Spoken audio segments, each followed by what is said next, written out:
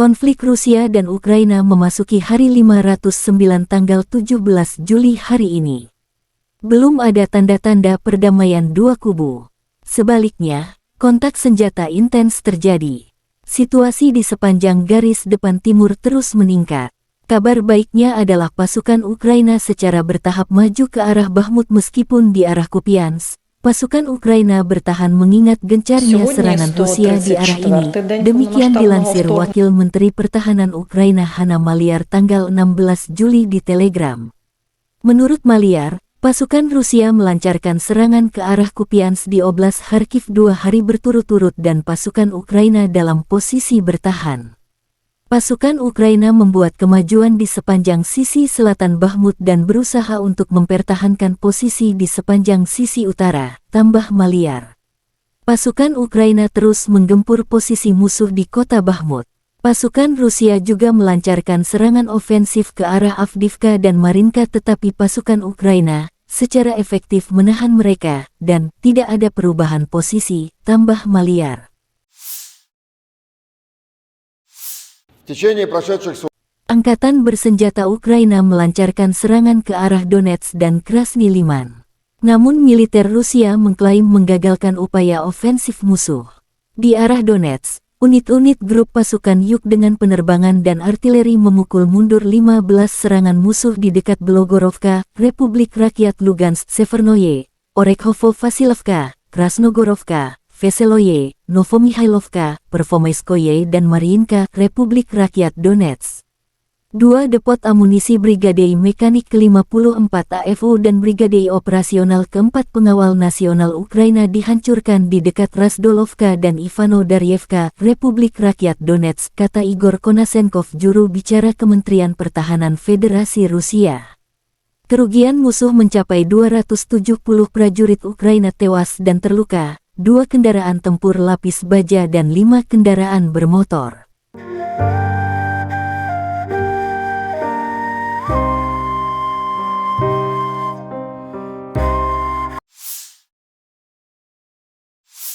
Di arah Kupiansk, unit-unit penerbangan operasional taktis dan angkatan darat, artileri, dan sistem penyembur api berat grup pasukan Zapad Rusia memukul mundur unit AFU di dekat Mashutovka, Timkovka, Tabayevka, Olsana dan Kislovka, wilayah Kharkov.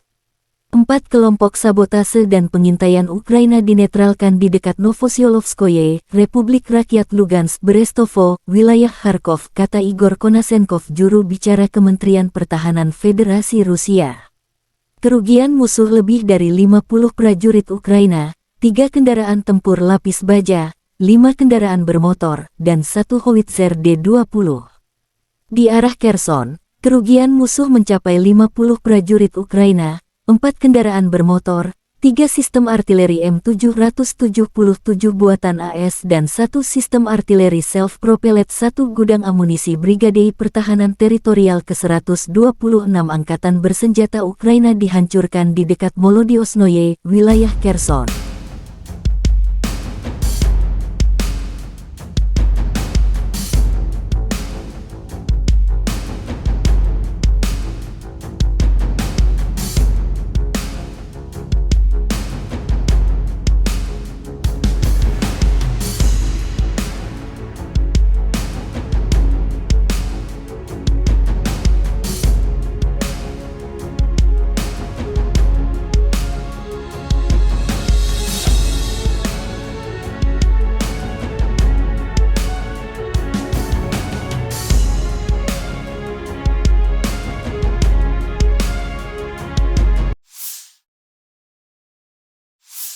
Penerbangan operasional taktis dan angkatan darat, pasukan rudal dan artileri Angkatan Bersenjata Federasi Rusia menetralkan 89 unit artileri AFU pada posisi tembak, tenaga kerja, dan perangkat keras mereka di 124 area.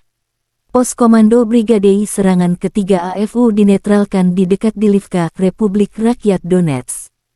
Fasilitas pertahanan udara Rusia mencegat 3 proyektil sistem roket peluncuran ganda HIMARS dan 2 rudal dari sistem rudal permukaan ke udara S-200 yang dimodifikasi untuk mencapai target darat, kata Igor Konasenkov, juru bicara Kementerian Pertahanan Federasi Rusia.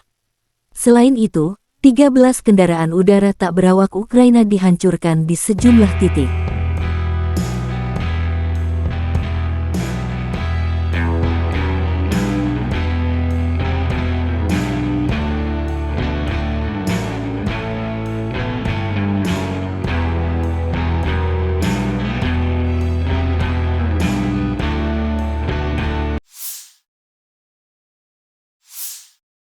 Juru bicara Kementerian Pertahanan Federasi Rusia Letnan Jenderal Igor Konasenkov tanggal 16 Juli mengatakan angkatan bersenjata Ukraina total kehilangan 455 jet tempur, 242 helikopter, 5.028 kendaraan udara tak berawak, 426 sistem rudal pertahanan udara, 10.721 tank dan kendaraan tempur lapis baja lainnya. Juga 1.138 kendaraan tempur yang dilengkapi dengan MLRS, 5.471 meriam dan mortir artileri lapangan, serta 11.698 kendaraan bermotor militer khusus dihancurkan selama operasi militer khusus berlangsung.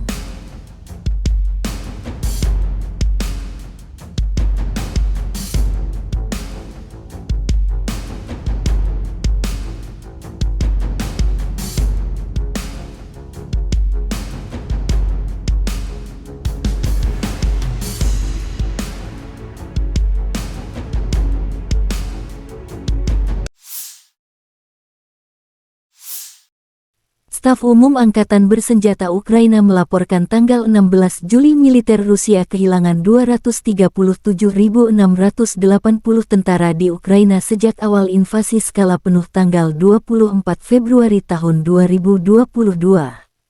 Jumlah ini termasuk dengan perkiraan 500 korban jiwa dalam 24 jam terakhir. Menurut laporan itu, Rusia juga kehilangan 4.107 tank, 8.026 kendaraan tempur lapis baja, 7.044 kendaraan dan tangki bahan bakar, 4.481 sistem artileri, 681 sistem peluncuran roket ganda, 425 sistem pertahanan udara, 315 pesawat terbang, 310 helikopter, 3.820 drone, dan 18 kapal. Staf Umum Angkatan Darat Ukraina menunjukkan rekaman video menghancurkan musuh dengan MLRS Grad BM-21.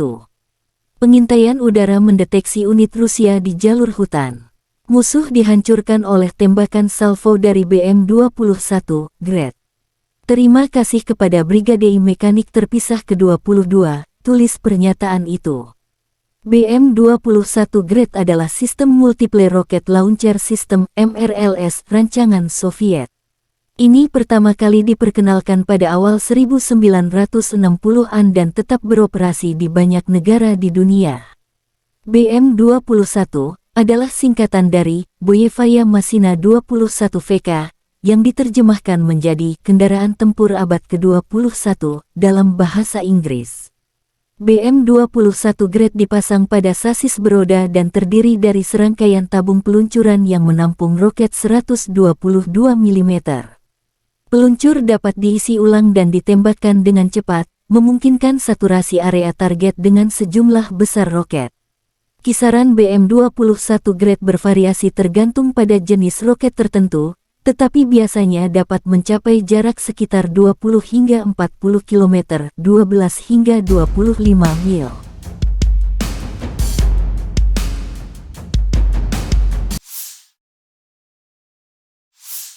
Angkatan Bersenjata Ukraina menunjukkan cuplikan penghancuran pangkalan sementara musuh. Lokasi tidak disebutkan. Tim pengintai penjaga perbatasan mengubah rumah liburan penjajah menjadi rumah horor. Kami akan membawa Anda kemana-mana, tulis Staf Umum Angkatan Bersenjata Ukraina tanggal 16 Juli.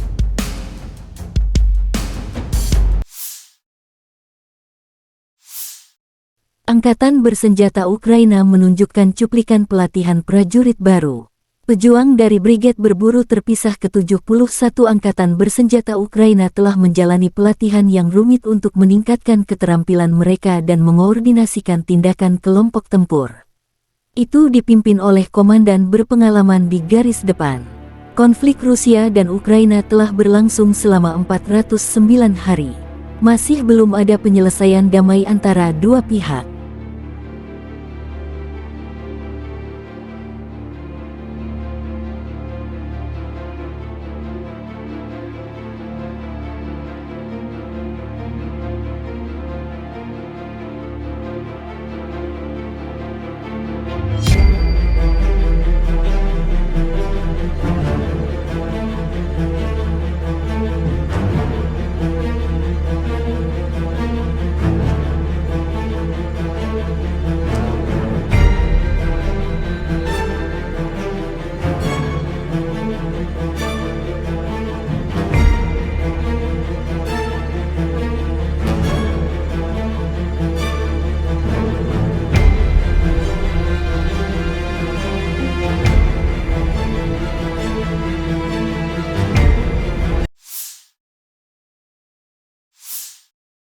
Awak artileri distrik militer timur Angkatan Bersenjata Rusia menghancurkan unit infanteri musuh dan sasaran lapis baja ke arah Artemovsk.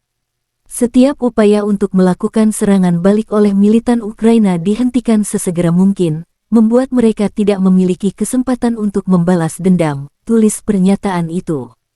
MLRS Badai adalah sistem peluncur roket ganda yang dikembangkan oleh Rusia. Ia juga dikenal sebagai BM-27 Uragan, dengan Uragan yang berarti badai dalam bahasa Rusia. Sistem Uragan dirancang untuk memberikan daya tembak jarak jauh, cepat, dan menghancurkan terhadap target musuh. MLRS Badai atau Tornado terdiri dari sasis terlacak yang membawa tabung peluncuran berisi roket 220 mm. Peluncur dapat menampung hingga 16 roket, yang dapat ditembakkan dengan cepat. Kisaran sistem Uragan biasanya sekitar 35 hingga 40 km, 22 hingga 25 mil, meskipun ada laporan varian jarak jauh yang mampu mencapai hingga 70 km, 43 mil.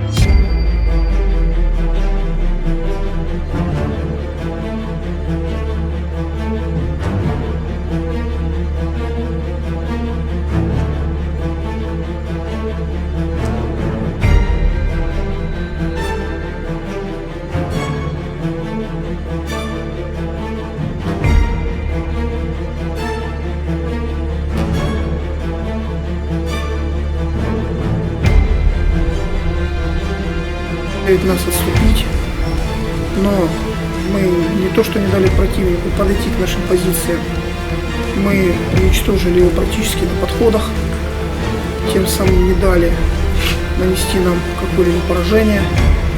Противник был опрокинут, убрался во свояси, положение мы выровняли, даже немного улучшили, поэтому обстановка становится стабильной. С нашей стороны противник принес, соответственно, серьезные потери. Как мы видели, что раненых особо никто не забирал, я так понимаю, что они были брошены, выбирались оттуда самостоятельно. Наступали они технику не жалеют, техника зарубежная, это Хамви, Макс. Arah Donetsk Selatan. Awak helikopter K-52 menghancurkan kendaraan tempur lapis baja AFU dengan serangan tepat peluru kendali, menghancurkan posisi tembak di bawah penutup sabuk hutan. Itu juga menghancurkan kendaraan infanteri lapis baja IFV Ukraina dengan pasukan terjun payung dengan serangan tepat dari peluru kendali. K-52 adalah varian kursi ganda dari K-50 yang dirancang khusus sebagai helikopter serang.